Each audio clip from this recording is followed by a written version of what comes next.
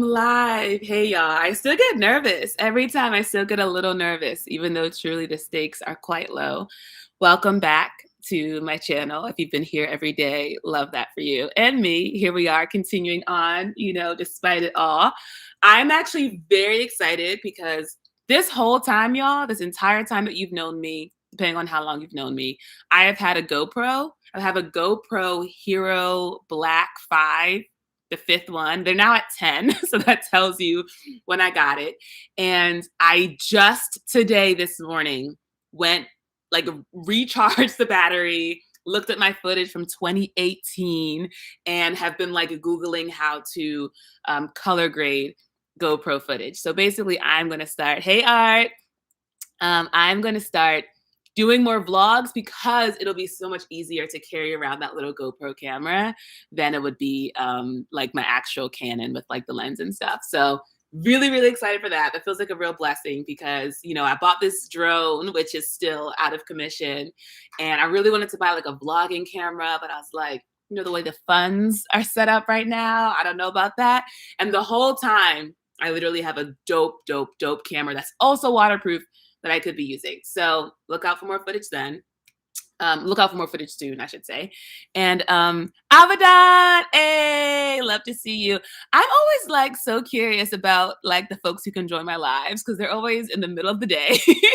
They're always on weekdays. I was thinking I should make a live on a weekend so folks who aren't working traditional 9 to 5 can join me. It hasn't happened yet, but maybe it'll happen soon. Who knows? So what I love about this live is that I've got the thumbnail, this is really one of my videos, and the title is also one of those titles, it's really one of my videos, but it's a live, which means we hanging out, we chatting. And it functions as a little mini book club because it's inspired by this book that I'm reading called The Way of Integrity by Martha Beck. And I actually just want to read y'all some of this book because I'm finding it very powerful. Kaya, look at you. We love to see you. What you cooking, Abadan, in your kitchen? Abadan left a comment one of my videos that was listen, girl, I be doing other stuff while your videos on. I'm half watching. And I'm dang, on my little cuts, on my little color grading, you're not really appreciating that. You're not really experiencing that. But it gave me permission to realize, listen, folks are truly here for the energy. As long as I'm giving them that, it doesn't matter what's happening on screen. So I appreciate you. You're doing a work orientation online. If you feel comfortable sharing, what kind of work do you do? Are you excited about the job? And you know what I found with orientations? They really let you know about what you're getting into. And if you know it's not for you, you're going to know right away. When I was going to travel to Europe over the summer, part of what I was going to do was this week-long program that involved basically talking to people in English to help them improve their skills. And the orientation was this is not a free vacation. This is a working vacation. And I was ugh, because it was volunteer. And I think I forgot what the idea of volunteering is, which is you work, but not for money. You just work for the Lord. And I was wait. And it was yeah, the days are 10-hour days. Don't leave the property. You're going to stay on this hotel. And I was just wait, this doesn't seem fun. What have I signed up for? So let me know, Art, if you're enjoying your orientation so far. Arguably, since you're joining this live, that does not suggest that you're giving it your full attention. So I'm a little bit concerned for your future employers, but you know your spirit, you know your heart, you know your path, all right? And I hope it is in fact a path of integrity. Going my right way. What's your real name if you want me to call you by it? You were journaling about self-betrayal last night and you're in the process of making a commitment to stop doing it. Well, hopefully this book can help. I'm going to start by just reading a little bit from it to ground you all. So the idea of this book is basically we have our natural way of being, the stuff that we know we like to do, the stuff that we want to do, the stuff that feels good and easy to do. And then we have all this stuff that society says we should do. And those can be in conflict. And when we are holding on to both pieces, that's when we feel internally that split and that tension. And very often when we are walking along what society and culture is telling us to do, we can get higher and higher, more raises, more promotions. We can, win more awards. We can visit more countries. We can get bigger houses, whatever this stuff is, right? But what we find is that it never ends. It's never enough. And it gets more and more painful if you're diverging from your natural path. So you literally start getting sick. Things start like things just get bad for you spiritually and emotionally, and sometimes physically too, right? Because that's not where you're supposed to be. And life is trying to get you back on track to the point where you actually are in complete internal alignment.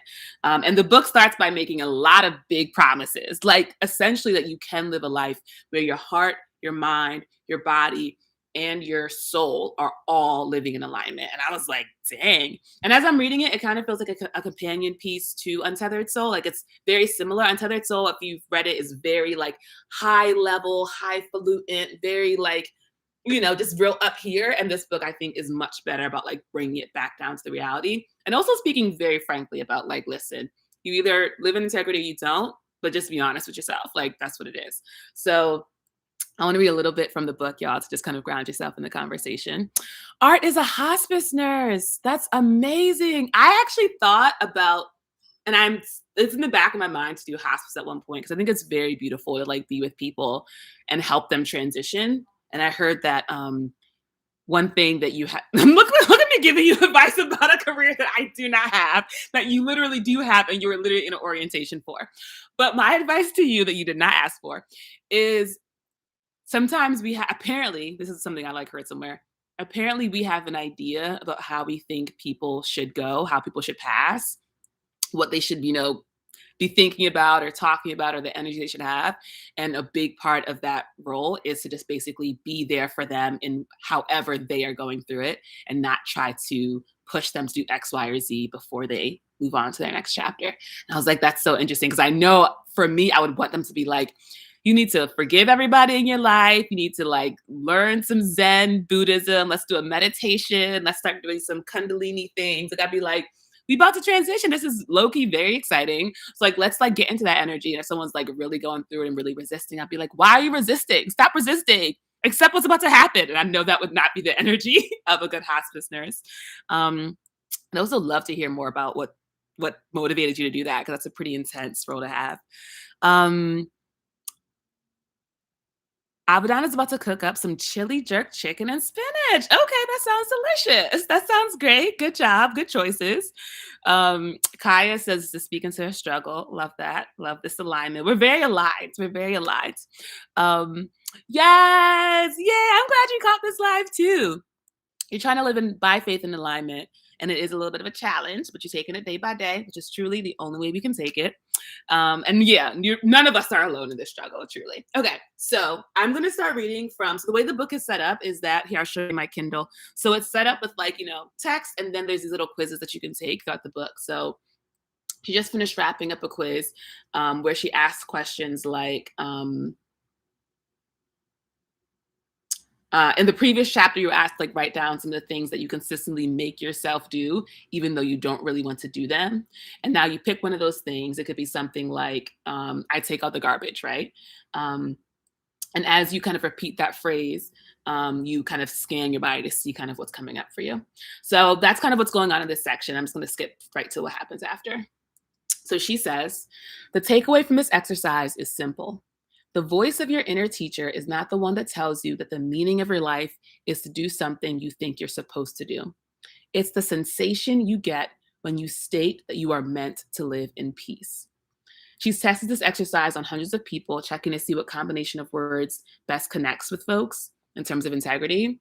She says after trying many statements, she found, I am meant to live in peace rings the chime of truth more loudly and reliably than anything else. She says it's worked for everyone from do-gooders to narcissists to murderers. She's had a lot of clients, that's emphasized often.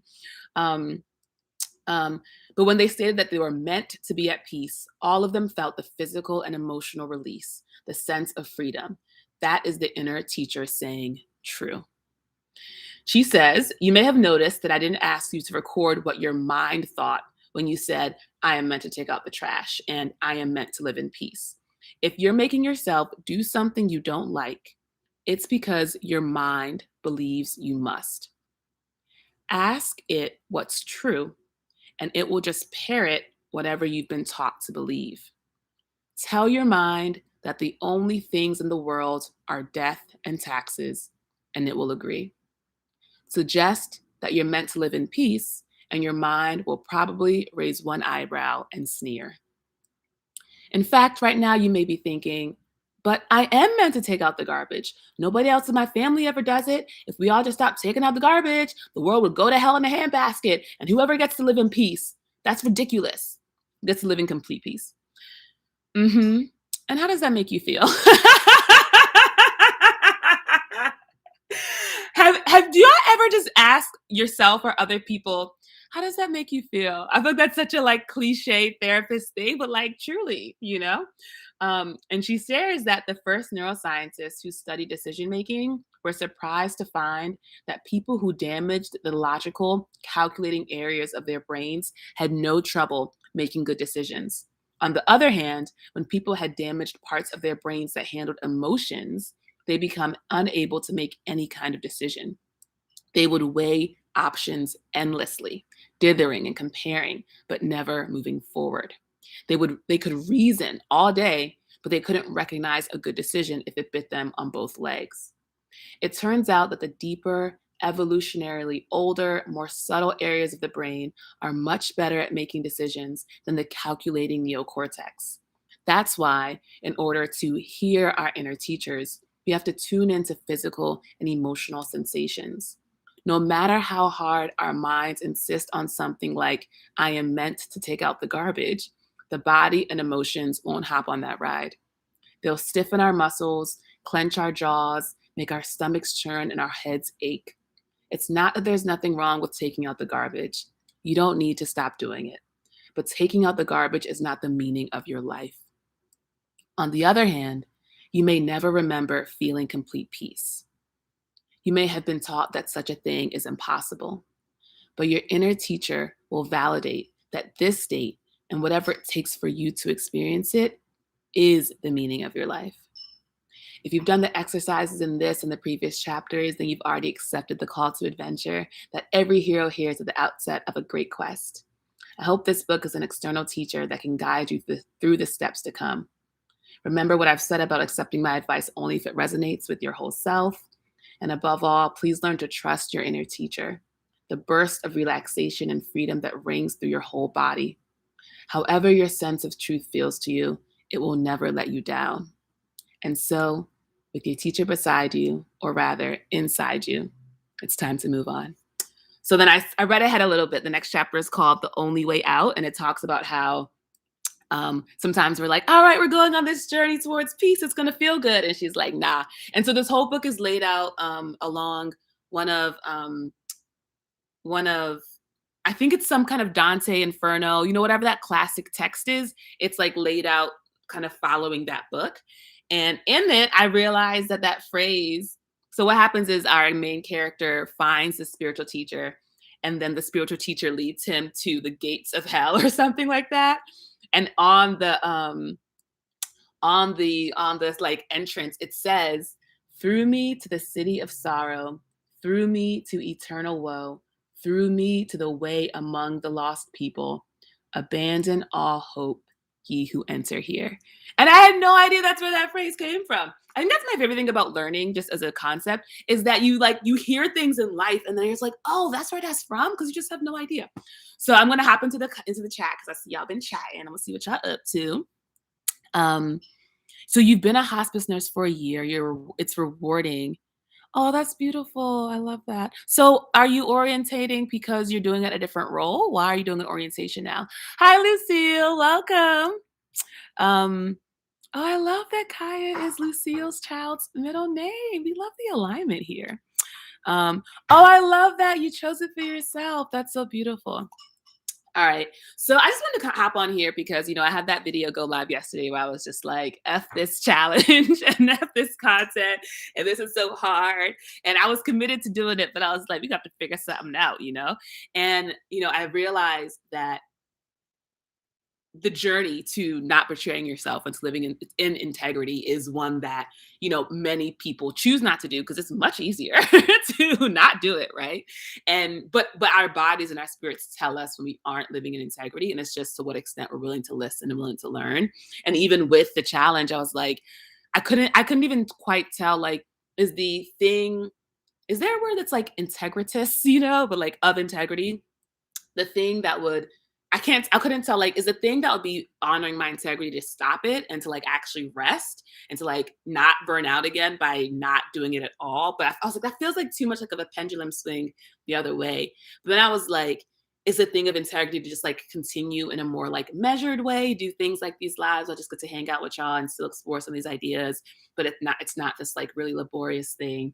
And that felt more true, but I could also in my mind make the argument like, no, Ching, that's just you hedging your bets. That's a part of you that still wants to push and force and power through, trying to rationalize and reason, continuing to do the activities that you know are burning you out. And so I was just kind of going like back and forth in my mind. And what's great is that, so this book talks about, integrity, and it talks about how as soon as you are saying to the Lord, truly, I mean, the book doesn't really use the like Christian kind of speak, but we're all talking about the same stuff, right? So the book says like, once you tell God, all right, I'm ready. I'm over this BS. I want some help. I don't know what I'm doing. I'm lost. And that is the thing that I'll do. Like if I'm ever just even slightly like disturbed in my spirit, and often I don't even know why I'm disturbed, I'm just like a little bit disturbed. I'd be like, God, can you help me? And I just ask. I don't even know what's going on. I don't know why. I'm just like, I just need some help. And then I'll just like wait. And I'll continue doing whatever I'm doing, but I'm just like now present and waiting for help because I just know it. And it always comes, which is amazing. And so the day, I don't know if it was that same day.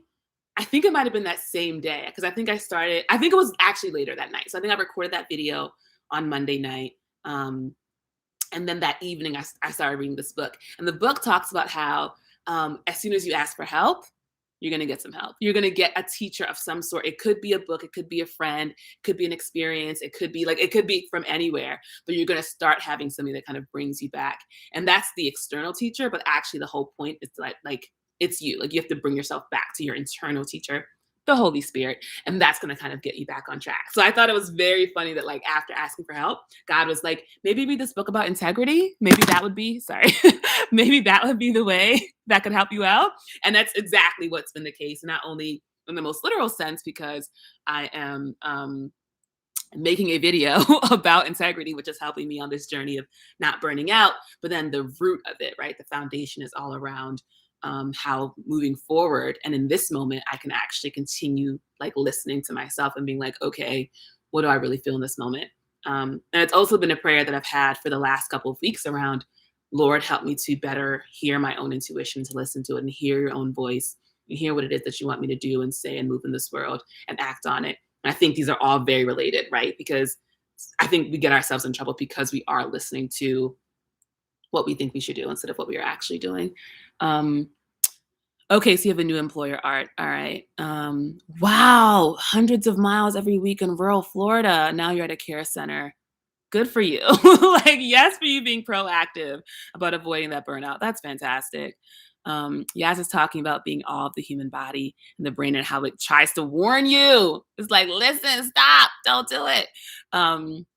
You're in surrender mode right now, being grateful and practicing patience. That's beautiful. And I feel like that's where the good stuff happens anyway, is in that surrender mode, but we just get caught up. And I think, I talked about that in yesterday's video, but I think that is very much where I was at, is like, and I even said it in the original challenge video, which, when you tell yourself something, listen the first time, I literally said like, it feels like something to do. Like it feels like me being proactive about my creative career or whatever, and not just sitting back and allowing God to move in my life.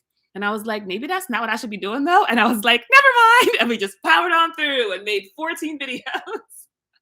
And here we are halfway through like, maybe we should circle back to that thing I said about how there's a part of me that remains uncomfortable with just allowing God to work in my life. And it's wild because we know what happens when God works. It's way better.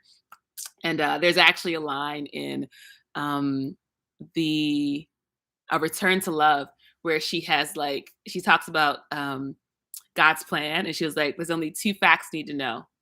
God's plan works. Your plan doesn't. And I was like, it felt personal. It felt like an attack. I was like, first off, obviously you don't know me, but I do be having some good plans sometimes. So the fact that you're just saying flat out that none of my plans work, I don't know how I feel about that. And I think that is one of my healing areas for growth, is like, you gotta just accept that your plan isn't as good as God's. And I'm just like, I do. And I just kind of think I got some cool ideas. I just think there's not, I don't think it's all trash. Like, I just think some of them are good. Okay. And I just have to just embrace the fact that that just isn't true, you know? London, hi. London's in creator camp with me, y'all. Um, so yeah, so that's been a journey. I think what's also been interesting too is now that I have a part-time job again, is remembering what it's like to labor. 6 months of a sabbatical and I'm back into work. And I think what's interesting for me is I have only viewed work as like very important and like key to my identity. And like the point is to climb, the point is power, the point is to like run things.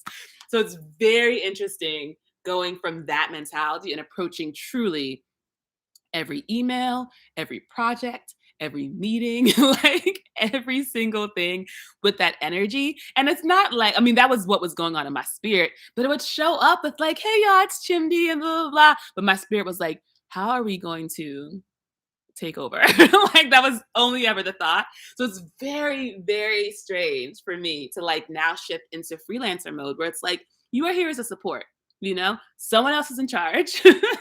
You are here to help them. You can give it a little 2 cents. You can do your thing. That's welcome. This is not your show to run. And it's very different. And it feels like there's a part of me that it's the ego part of me. That's like, but I feel like I should be running things. Like, maybe though, maybe put me in charge of every single thing.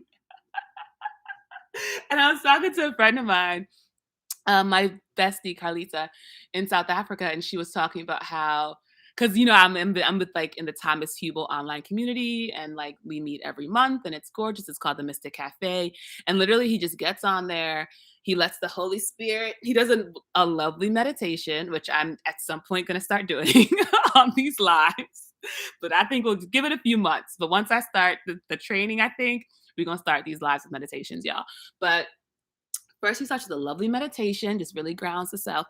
And then he just starts running his mouth, lovingly, of course, running his mouth, but whatever the Holy Spirit tells him to do. And then after a good 45 minutes, he's like, all right, what questions y'all got? And then people ask questions. He does his Thomas thing, which is truly just to listen. And then they just start weeping. I start weeping. It's beautiful. We feel all good at the end. It's great. Love it. And I was talking to and I've only been in this community from like since the summer, y'all. So I was talking to my friend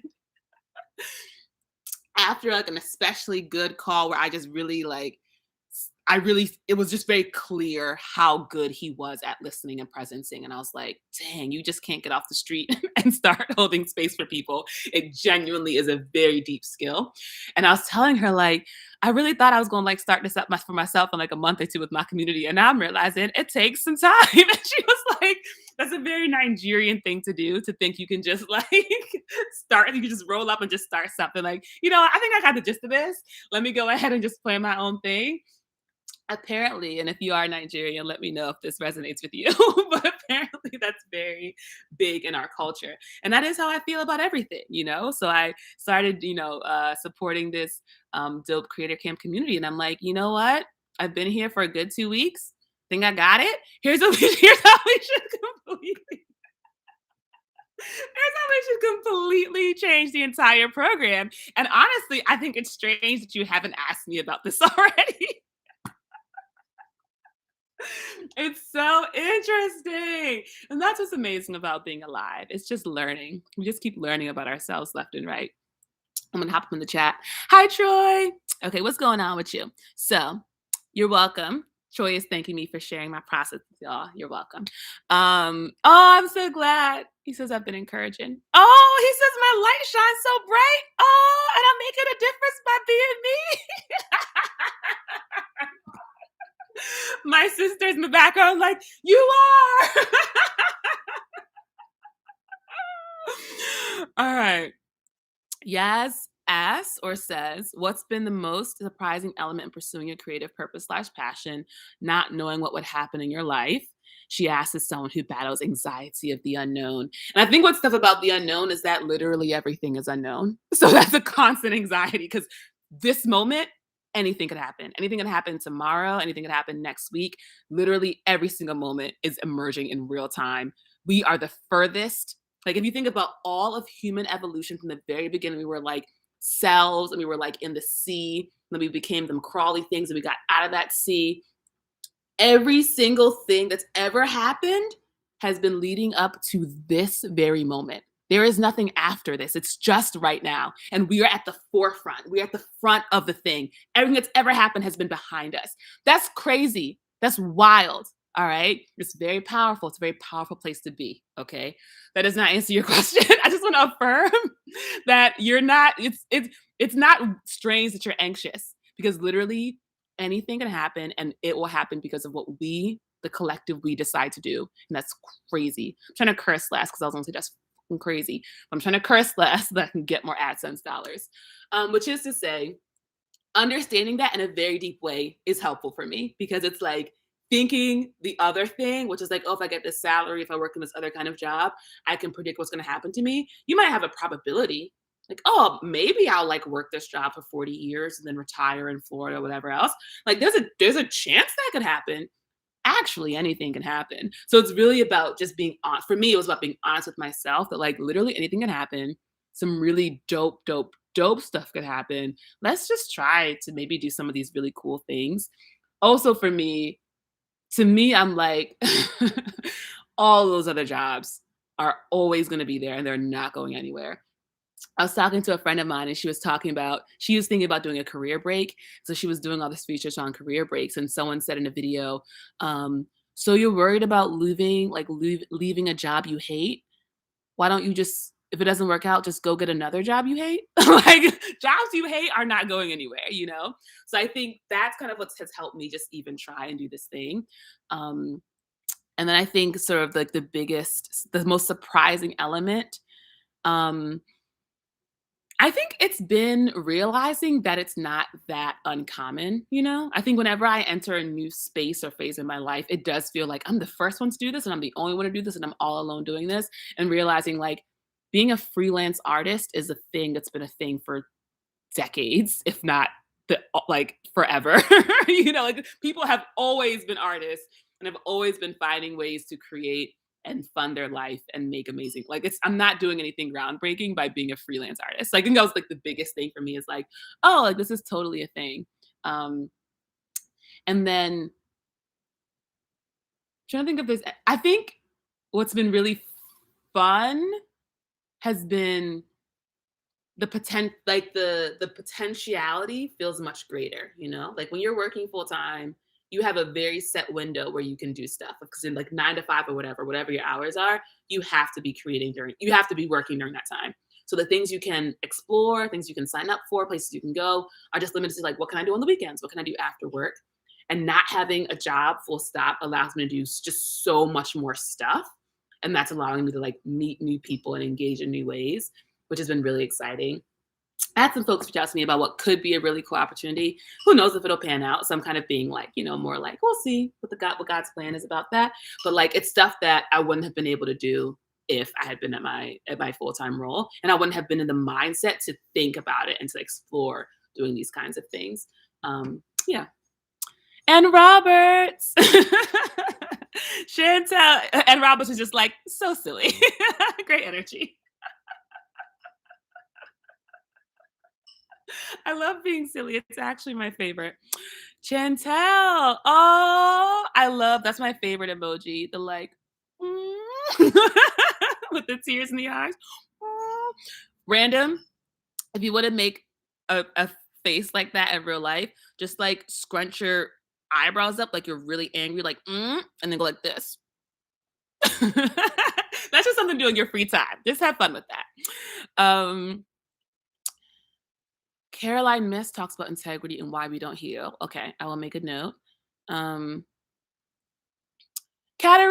yay, you're in a live. You're one of my faves because you're very consistent in terms of supporting me. You should know that it means a lot. Kaya talks a lot, and you're always trying to reel yourself in, which leads you to ask, how do you deal with perceived or real rejection and not let it hurt the soul? That's so real. I mean, you gotta bring it back to the fact that everyone's on their own journey and you're on yours, you know? Like, I think about the fact that I have definitely hurt people unintentionally. I had no idea until way later. That's happened more recently where, like, it happened, like, slowly, and now it's happening more recently where folks are like, "Hey, that thing you said real casually has, like, fundamentally hurt me." And I'm just like, "Oh," you know, because I really be out here, and I think that's what makes my content good. I be saying whatever's on my mind all the time. And actually, y'all, um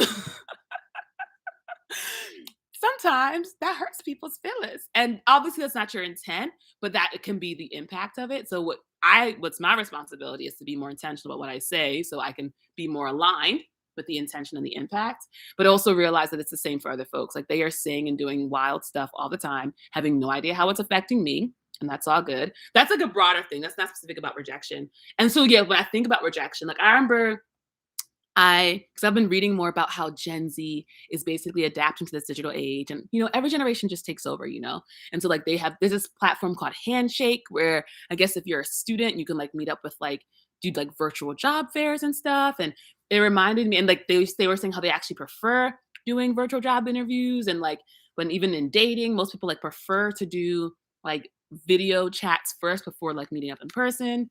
Um, and it reminded me of this like I've only done one video interview in my life, and I did not get that job, and I was like, racism. I was like, not only is this personal, this is systematic too. And it could have just been that, you know, at trying to think if I want to say something that's disparaging about my last job. I won't. What I'll say is, in my experience, sometimes employers put out a job description or put out, they're hiring for a job and they already know exactly who is going to take that role. But actually, they just need to, like, for like equity's sake, put it out there, give people a chance to apply. Whole time, they already know exactly who's going to be hired. And so, now that I've seen that happen, like looking back at that job interview, it's like there are any number of reasons why I didn't get that role, including racism, but also including like, girl, they was never even hiring for that role. That was just a job description. So I think remembering that there's just any number of things that are keeping me from doing something. And of course, that age old thing about how, you might think you really want something. And I know for me, I look back at a lot of things that I wanted at earlier stages in my life. And I'm very glad I did not get those things. So I think a lot of it comes down to like remembering that you're good, that everything you want, you have, everything you need, you are divinely taken care of, divinely protected. Nothing external is really going to give you anything anyway. And so you don't really need it. And so you're fine without it. And if you weren't, you wouldn't be here. You'd be gone. But here you are on my live. Hey, thank you. That means you're good. So I hope that's helpful. Um, Duet. I remember how to say your name. Please appreciate that. Because I say asking folks their name, asking how to pronounce it, saying it on a live, and forgetting it as soon as it's out of my mouth. It's gone. But Duet, I remember. Nepotism. Yep. Listen, like there's so many reasons. So like I can't take that personally. I just can't take that personally. Um, Oh, we're at 33 minutes. Okay. Well, I try to keep my lives to be around half an hour because I found that's like roughly how can we love what we already have? Amen. What a question. Same friend who was talking to me about the career break stuff said something so powerful where they were on a journey around relationship stuff, like continuously looking for the next person to be the one. And they felt like they had a moment where God asked, when will I ever be enough for you? And I was like, wow. So just sharing that, because I was like, wow. Because it's true. Nothing in this world is going to fulfill us. It's just God. So it's like, also another thing is that I was watching I think it was a Ram Dass video here on YouTube. YouTube has gotten really good at knowing exactly what I want from the platform. So it only sends me just like Alan Watts talks and things that are just like white men opining about whatever the fuck. But Ram Dass was talking about how God is our only friend. So if we really think about it, like this is all love, this is all God. And we have like individual friends and family and like teachers and coworkers and all these strangers, right? But it's just God in different forms. And so actually every person we're talking to is just God in a different form. And so actually God is our only friend and we're just talking to God in all these different versions. And truly all of this is for us. It's like an elaborate show that God is putting on for us to like learn and explore. But just that idea about God being our only friend has really stuck with me. Now when I like talk to people or just hang out and look at them, I'm like, oh, this is God in another form. And I'm like, what's God trying to tell me from this person or that person? Um, Naya Lorraine, I love that. Naya asks, and let me know if I pronounced that right, because it could be Nia. Hey, Chimdi, is there also before I read and answer this question, I want y'all to know that I love this. I think you can probably tell. You can probably tell. I love this. I love turning on my live and being like, "Yo, what y'all up to?" And y'all are like, "Chimdi," and I'm like, "Yeah." Why am I an authority? Why y'all asking me? What do I? Who am I? Who am I to be giving you any advice? And you're like, Chimby, what about this one? And I'm just like, let me reflect. I just want y'all to know that I see the absurdity of what's happening here. I do love it. I'm actively encouraging it. We're gonna do it all the time. Okay, Nia asks, hey Chimdy, is there something you do every day that is critical to your mental or spiritual well-being? That is such a great question. Oh my gosh. And I don't be see, I think also because I love to ask people questions, I like when I'm in conversation with people, I can ask you questions for a whole hour and not once share a single piece of information about myself. And low key, I love to do that. Um, because I think many people just don't get the chance to just like really sit there and reflect, like, and it's nice to give people that space of just like going on an internal journey, right? But then what happens is that rarely people ask me questions, and I'm like, oh, what is a thing I do to, you know? So, critical to my mental or spiritual well being. I mean, I think just starting the day. Do y'all watch You? Okay, this is a it's a very slight spoiler on a joke on You. But one of the characters goes to this event, and this woman has written a book about like how to like live the best life, that kind of stuff. And someone asked her, first, someone asked her like, um, yeah, something similar, like, what do you do, you know, to like blah blah blah blah. And she says, like, you know what? I just like to start every day with like 30 minutes of gratitude. And they're just like, mm. And our one character just rolls their eyes. But I think it's because we hear it very often, but we know it's true. Like if you're just grateful and thankful for what you have, you keep getting stuff to be grateful and thankful for. So that is a big one for me. Um, and I think just in the beginning of my day, not rushing out of bed. Well, this is a privilege. I don't set an alarm, so I only ever just wake up when my spirit wakes me up. Um, I feel like I sound like an insane person sometimes, y'all. I let the spirit wake me up in the morning, and I'm like, "Ooh, God's breathed into me another day. We love to see it." And I just like lie there for a while. Like I don't rush to like check my phone. I try not to check my phone in bed. Period. I just try to really lay there and just really breathe and just like really just be very still. And I think that's been really helpful. I did the super wild meditation last night that felt like I was being hypnotized. Let me know if y'all want the link to it. It's pretty great. My friend sent it to me. I did that last night. That was pretty cool. And for me, like when I find that I'm off whack, there's like, I think I've talked about this before. There's like a handful of stuff I do. Usually it's listening to music, going out in nature, exercising, and taking a shower. And if I do all those things, that usually like gets me right. So I think if I don't do those things, then my mental and spiritual well-being suffers. So I hope that helps. Um, ooh, Natasha says that we could be unknowingly entertaining angels. I love that. Have you? Oh my, this is a whole. We could talk forever, y'all. Let me know how y'all are feeling because I could be here all day. I ain't got nothing else to do. Um, I read Dr. James Hart's book, The Art of Smart Thinking, after hearing him on a podcast, and he was talking about how you can do a brain scan of someone and tell if they see angels.